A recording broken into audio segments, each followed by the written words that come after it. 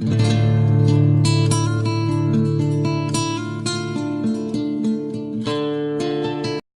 tout le monde, j'espère que vous allez bien. Je vous retrouve aujourd'hui dans cette nouvelle vidéo qui sera un tutoriel Fimo sur un petit cupcake steampunk, donc steampunk avec un engrenage. Donc j'aime beaucoup faire des gourmandises steampunk, je trouve ça très très joli. Donc voilà, je vous laisse avec le tutoriel. Donc tout d'abord, je vais vous montrer le matériel qui s'affiche en fait juste à côté du Buy Power Director Cyberlink. Donc j'ai la nouvelle version de Power Director que j'ai payé 60 centimes. Du coup j'ai pas payé l'entier puisque ça coûtait un petit peu cher. Donc voici les trois couleurs que moi j'utilise pour faire du steampunk.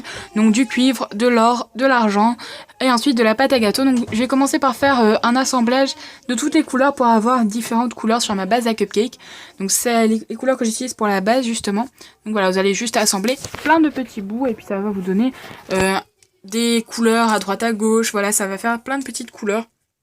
Moi je trouve ça plutôt sympa comme aspect.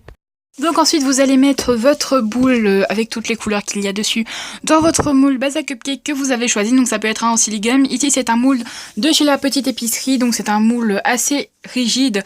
Donc on ne peut pas démouler aussi facilement qu'avec un moule en silicone. Mais je préfère celui-là. J'ai utilisé la plus grande taille. Donc j'ai mis du talc avant de placer ma pâte à l'intérieur.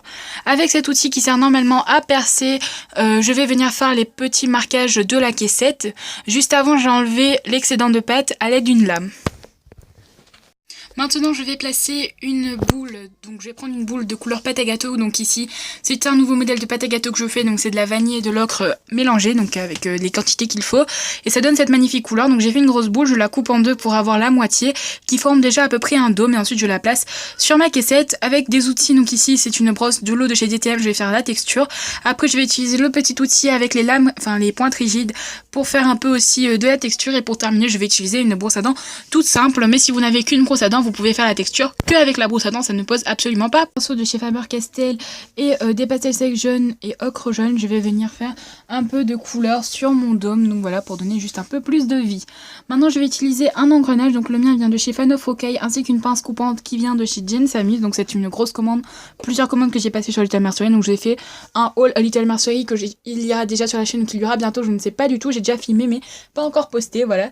Je vais prendre du coup l'engrenage et le couper parce qu'il était un peu trop grand pour le placer directement, mais après voilà, c'est vous qui décidez. Si vous voulez le placer directement entier, bah allez-y, mais moi je trouve que ça fait assez moche de le laisser comme ça puisqu'il est trop grand.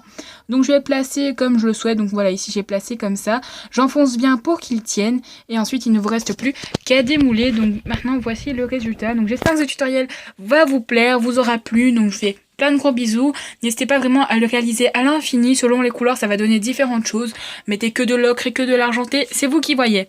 Bye bye, bisous.